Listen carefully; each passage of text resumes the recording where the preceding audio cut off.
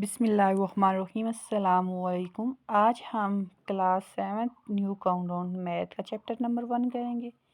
Chapter number 1 है आपके पास set. What is a set? Set क्या होता है? A set is a group of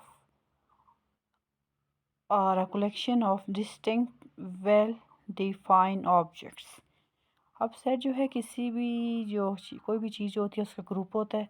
set set का ग्रुप होता है या किसी भी चीज़ का जो मजमूआ होता है उसको हम सेट कहते हैं। अब सेट के अंदर जो नंबर्स होते हैं, जैसे मिसाल के तौर पर ये एक सेट लिखा हुआ है, ये आपके पास ये नज़र आ रहा होगा आपको। ये आपके पास एक सेट है 1 2 3 4 5। आप ये जो 1 2 3 4 5 इसको एलिमेंट्स कहते हैं। 1 2 3 4 इसको एलिमेंट्स भी कहते हैं और इसको मेंबर भी कहते हैं। और ये जो साइन होता है, ये वाला जो आपके पास साइन है, ये जो साइन है आपके पास ये वाला, इसको बिलोंग टू कहते हैं। और अगर इसके ऊपर बिलोंग के ऊपर इस तरह क्रॉस लगा हो, ये वाला अगर हो, तो इसको नॉट बिलोंग टू कहते हैं। अब हमने पढ़ना ये है कि how is a set represented. अब सेट को कितने तरीक़ों से रिप्रेजेंट किया जाता है, तो इसके थ्री फॉर्म्स होती हैं जिसमें उसको सेट को रिप्रेजेंट किया जाता है। नंबर 1 जो है descriptive form. A set describe in descriptive form. अब जो सेट होता है वो डिस्क्रिप्टिव फॉर्म में कैसे बयान किया जाता है? ये होती है एक स्टेटमेंट आपके पास होती है। जैसे मिसाल के तौर पर सेट जो है फर्स्ट 5 नेचुरल नंबर, ये आपके पास एक स्टेट है। इस फॉर्म में जब आपको रिप्रेजेंट किया जाएगा तो उसको कहते हैं डिस्क्रिप्टिव। अब नेक्स्ट वन जो है आपके पास टैबुलर फॉर्म है। टैबुलर फॉर्म कौन सी होती है? Set with the elements of the set return directly. अब जो भी सेट टैबुलर फॉर्म जो होती है उसमें ये होता है कि उसमें जो सेट लिखा जाता है वो इस फॉर्म में लिखा जाता है। A equal to curly braces start 1 2 3 4 5। अब जो मेंबर्स हैं, जो एलिमेंट्स हैं, वो ब्रेसेस के अंदर इनक्लोज हों कॉमा के साथ, तो वो हो जाएगा हमारे पास टैबुलर फॉर्म हो जाएगा। उसको हम टैबुलर फॉर्म कहेंगे। अब देखिए सबसे पहले फर्स्ट 5 नेचुरल नंबर थे, उनको हम डिस्क्रिप्टिव फॉर्म में लिख दिया। उन्हीं फर्स्ट 5 नेचुरल नंबर को हमने टैबुलर फॉर्म में लिख दिया। अब इन्हीं टैबुलर फॉर्म को जो है हम सेट बिल्डर फॉर्म में लिख सकते हैं फर्स्ट 5 नेचुरल नंबर। अब वो किस तरीके से लिखेंगे? Set builder form, set that is express in the form of a rule. एक स्पेसिफिक रूल के तहत जो लिखे जाते हैं उनको हम सेट बिल्डर फॉर्म कहते हैं। For example A is equal to curly braces, अच्छा, ऑल एक्सिस सच डैट, ये जो दो डॉट्स होते हैं ना ऊपर और नीचे, इसको हम कहते हैं सच डैट। सच डैट कहते हैं। जैसे ये दो डॉट्स हैं, इसको हम सच डैट कहते हैं। इस बिलोंग टू सच डैट होता है, या इस तरह की एक लाइन्स होती है, इसको भी सेम, इसका मतलब यही होता है। तो x such that x is belong to, ये जो सैम्पल है इसको हम बिलोंग टू कहते हैं। ये natural number x less than not greater than S, ये जो होता है आपके पास ग्रेटर का साइन होता है, ये आपके पास लेस का साइन होता है। तो लेस देन 20। अब वेन डायग्राम कौन सी होती है? Sets can be represented in the form of a diagram called a Venn diagram. जब हम किसी भी सेट को रिप्रेजेंट करते हैं एक डायग्राम की शक्ल में, तो उसको हम कहते हैं Venn diagram. The members of the sets are show enclose with in close curve. अब जो सेट्स होते हैं शो किए जाते हैं एक सर्कल के अंदर, इनक्लोज।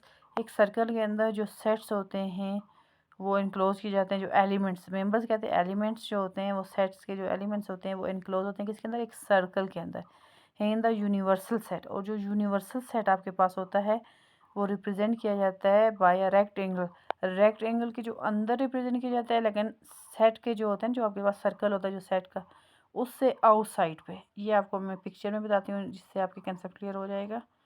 ये देखें, अब वो क्या कह रहा है कि एक रेक्टेंगल शेप है, ये आपके पास सामने नज़र आ रही होगी।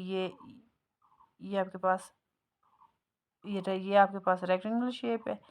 अब रेक्टेंगल शेप के अंदर आपके पास ये लाइन कैट ड्रॉफ्स एलिफेंट टाइगर, ये इनक्लोज है रेक्टेंगल शेप के अंदर।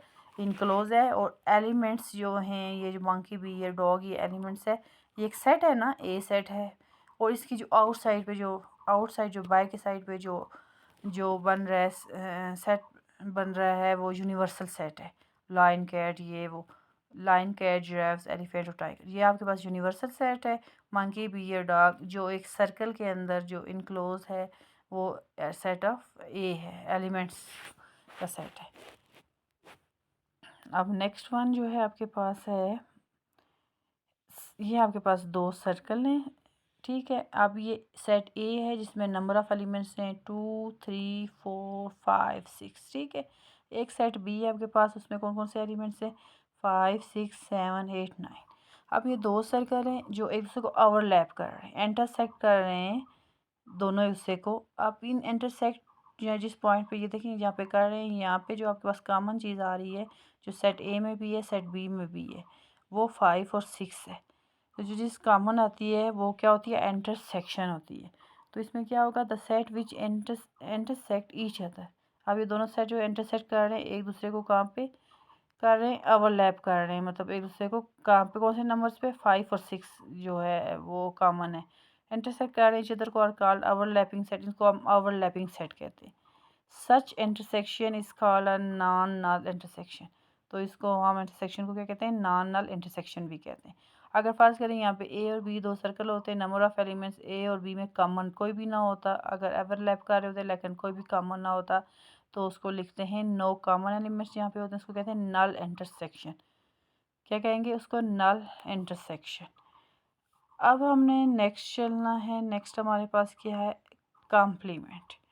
अब कॉम्प्लीमेंट का मतलब क्या होता है, कॉम्प्लीमेंट होता है कि कोई भी जो सेट होता है उसको हम माइनस कर देते हैं, उसको हम क्या कर देते हैं, माइनस। जैसे मिसाल के तौर पर अभी ये एक ए सेट है, ठीक है, ए कॉम्प्लीमेंट, इसका मतलब है कि एक यूनिवर्सल सेट होगा, उसमें से माइनस कर देंगे ए को, ठीक है।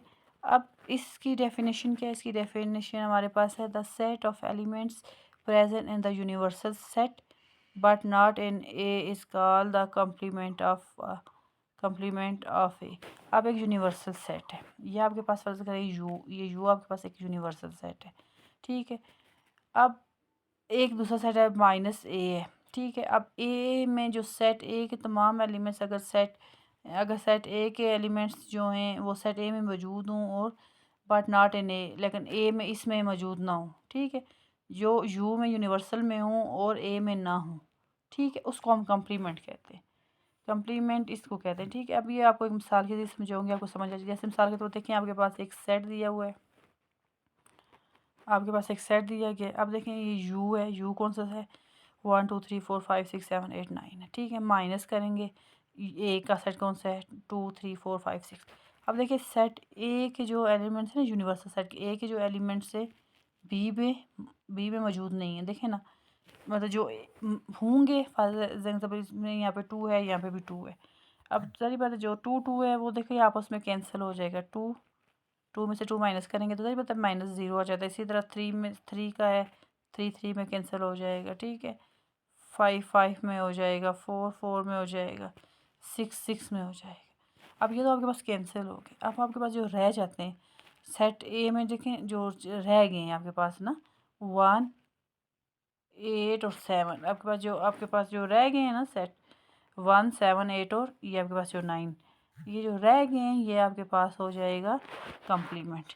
अब क्या हुआ कि the set of element present universal set में तो मौजूद है, लेकिन सेट बी में वो मौजूद नहीं थे, तो इसलिए इसको हम कहते हैं यूनिवर्सल सेट। अब ये डिफरेंस है, डिफरेंस का मतलब भी माइनस होता है। अब जहाँ पे भी आपके पास डिफरेंस आ जाए, या आपके पास माइनस सब्सट्रैक्ट, ये आपको जो होता है बेसिकली माइनस की कीवर्ड्स हैं, तो यहाँ पे भी आपने माइनस कर देना है। अब नेक्स्ट ये है कि set is a very simple topic but it is the basic a very complex topic such that logic and computing. अब सारी बात है, सेट जो है सिंपल टॉपिक तो है, लेकिन इसकी जो बेसिस होती हैं काफ़ी पेचीदा किस्म की होती हैं, और लॉजिक्स होती हैं इसमें। तो अब हमने चलना है, नेक्स्ट चलना है, आपने नेक्स्ट की तरफ चल रहे हैं। नेक्स्ट आपके पास कम्प्लीमेंट का आपका हो गया है, डिफरेंस और कम्प्लीमेंट। अब आपके पास है सेट्स ऑफ मेंबर्स। अब sets of numbers, sets of numbers का मतलब होता है कि आप ये इसमें कौन कौन से नंबर्स आ सकते हैं सेट्स में। तो सबसे पहले नेचुरल नंबर है। नेचुरल नंबर याद रखिएगा कि वो हमेशा 1 से स्टार्ट होंगे, 1 2 3 4 एंड सो ऑन। मतलब 1 2 3 4 5 6 7 8 तक काउंटिंग चलती रहेगी, ठीक है। इसको कहते हैं हम नेचुरल नंबर। और नेचुरल नंबर को हम रिप्रेजेंट करेंगे किससे? नेचुरल नंबर को हम रिप्रेजेंट करेंगे एन से। नेचुरल नंबर को हम रिप्रेजेंट करेंगे इन से। अब हमारे पास नेक्स्ट जो है होल नंबर है। अब नेक्स्ट आपके पास है होल नंबर। होल नंबर कौन से होते हैं? होल नंबर जो होते हैं वो 0 से स्टार्ट होते हैं, 0 1 2 3 4 एंड सो ऑन। अब होल नंबर्स को हम रिप्रेजेंट करते हैं डब्ल्यू से। डब्ल्यू से हम शुरू करेंगे, स्टार्ट सिंबल जो है डब्ल्यू होगा और स्टार्ट हमेशा होल नंबर 0 से स्टार्ट होते हैं, 0 1 2 3 4। अब एंटीजर्स जो होते हैं, कौन से नंबर होते हैं? एंटीजर्स आपके पास जो होते हैं पॉजिटिव और नेगेटिव नंबर्स होते हैं, +-1 +-2 +-3। और इसको रिप्रेजेंट किया जाता है जी से। जी से जो भी नंबर रिप्रेजेंट किए जाएंगे +-1 से, वो आपके पास हो जाएंगे एंटीजर्स नंबर। अब एंटीजर्स नंबर की एक और बात है कि एंटीजर्स नंबर में आपके पास ये जो आपके पास ज़ीरो होता है, एंटीजर्स नंबर में जो आपके पास ज़ीरो होता है, ये ना ही पॉजिटिव होता है और ना ही ये नेगेटिव एंटीजर्स होता है। पॉजिटिव मतलब इसके साथ ना ज़ीरो माइनस आ सकता है और ना ज़ीरो प्लस आ सकता है। ये बस एंटीजर्स है, ना ही पॉजिटिव एंटीजर्स है और ना ही नेगेटिव एंटीजर्स है। ये एमसीक्यूज़ में भी क्वेश्चन आ सकता है कि ज़ीरो इज़ अ पॉजिटिव एंटीजर्स और नेगेटिव एंटीजर्स या नॉट एंटीजर, या बोथ ऑफ देम, या इस तरीके से आपके पास एक एमसीक्यूज़ आ सकता है जिसमें आपने कहना है कि ना ही तो ये पॉजिटिव एंटीजर्स है और ना ही ये नेगेटिव एंटीजर्स है। अच्छा, अब नेक्स्ट है रैशनल नंबर। अब रैशनल नंबर कौन से नंबर्स होते हैं? रैशनल नंबर वो नंबर्स होते हैं जो p बाई क्यू की शेप में लिखे जाते हैं। मतलब ये p ओवर q की शेप में होते हैं, ठीक है। अब q is not equal to zero, q is not equal to zero. p by Q जो होता है कोई भी आपके पास एंटीजर्स नंबर हो सकते हैं, ठीक है। और अगर ये q इक्वल टू ज़ीरो आ जाता है तो फिर ये आपके पास रैशनल नंबर नहीं रहता। q जब ज़ीरो आ जाएगा फिर आपके पास ये रैशनल नंबर नहीं रहेगा। और p और q जो है आपके पास रैशनल नंबर है। और रैशनल नंबर को हम रिप्रेजेंट किस चीज़ से करते हैं? और से करते हैं। ये जैसे मिसाल के तौर पर ये r है, r का मतलब है ये रैशनल नंबर। रैशनल नंबर एक तो ये है कि r से रिप्रेजेंट किए जाते हैं और p बाई क्यू की शेप में होते हैं। Rational numbers are numbers but we can written as a simple fraction. The numerator and denominator are integers but the denominator is a non-zero number. The set of rational number is represented by q. It is written q equal to x such that x is equal to p और q such that p and q जो है belong करते हैं integers number. z किसको कहते हैं? z जो है इंटीजर्स नंबर को रिप्रेजेंट करता है, q is not equal to zero के।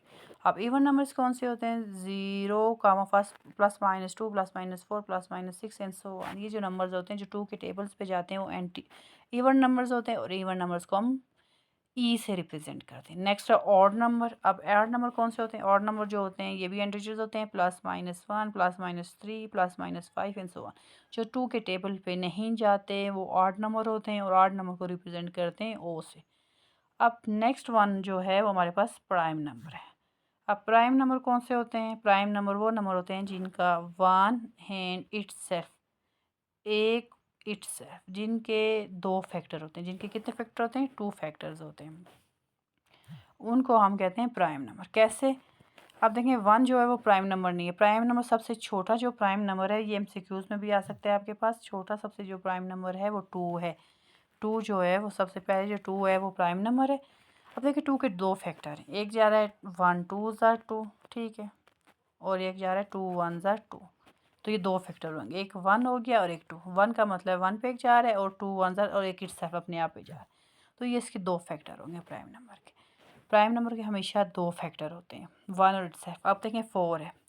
अब आपके पास नेक्स्ट नंबर है 4, ठीक है। अब ये देखेंगे 4 है, 4 के कितने फैक्टर हैं? 4 1 ज़ा 4, 1 4 ज़ा 4, 4 1 ज़ा 4, एक 1 पे जा रहा है एक 4 पे जा रहा है और 2 2 ज़ा 4। अब हमारे पास प्राइम की डेफिनेशन क्या थी? जिसके सिर्फ 2 फैक्टर हो, 1 और इट्सेल्फ। लेकिन वन हैंड सॉरी ये इट्सेल्फ, ये 1 और 4 पे जाए, एक अपने आप 1 पे जाए और एक अपने आप पे जाए। लेकिन इसके तो 3 फैक्टर बन रहे हैं, 1 4 और 2। तो इसका मतलब है ये प्राइम नंबर नहीं है। प्राइम नंबर के हमेशा 2 फैक्टर्स होते हैं।